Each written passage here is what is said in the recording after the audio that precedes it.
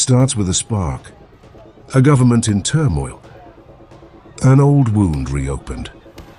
Latin America today is on fire, and the flames are fueled by betrayal, corruption, injustice, and the feeling that the powerful want to slip free from every consequence. Take Brazil, a country that carried the promise of the Amazon, of samba, of infinite possibilities. But this September, something darker stirs. Jair Bolsonaro, former president, loser of the 2022 election, was convicted this month for plotting a coup, plotting the deaths of rivals, and plotting his refusal to accept the democratic will. 27 years in prison. But then the idea of amnesty arose, an attempt to erase the verdict, to wipe clean the dirt underfoot, to grant him mercy or silence. On Rio's Copacabana, on the beaches and squares of Sao Paulo, thousands have roared, "Sem anistia," no amnesty. Songwriters from the dictatorship era, Caetano Veloso, Gilberto Gil, and Chico Buarque, sing the anthems of resistance. 35-degree-plus heat, but their voices echo like storms. The conservative wing in Congress floated a bill that was already mocked as the Bandits' Bill, to protect lawmakers from legal consequences. Insult piled on insult, the people rose.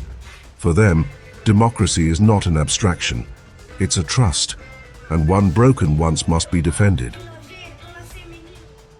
Meanwhile, in Peru, anger bubbles in Lima's squares.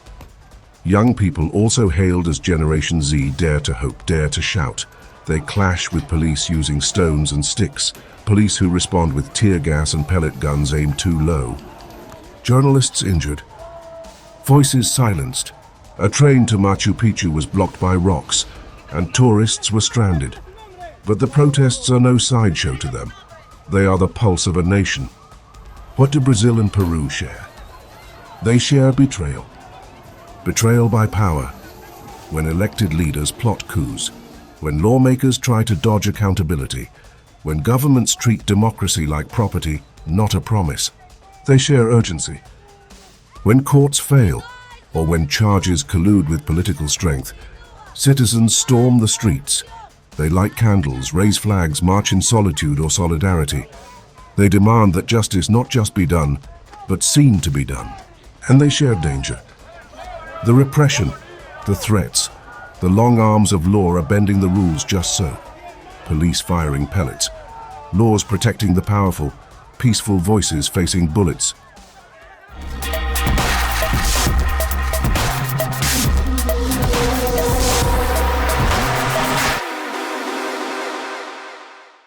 The world watches. For Americans, those streets are haunted echoes of our own battles over justice, over democracy.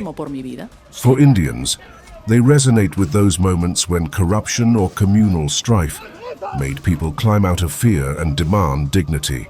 Because democracy anywhere is fragile. It is not a birthright, it is a daily decision. Brazil demands its truth.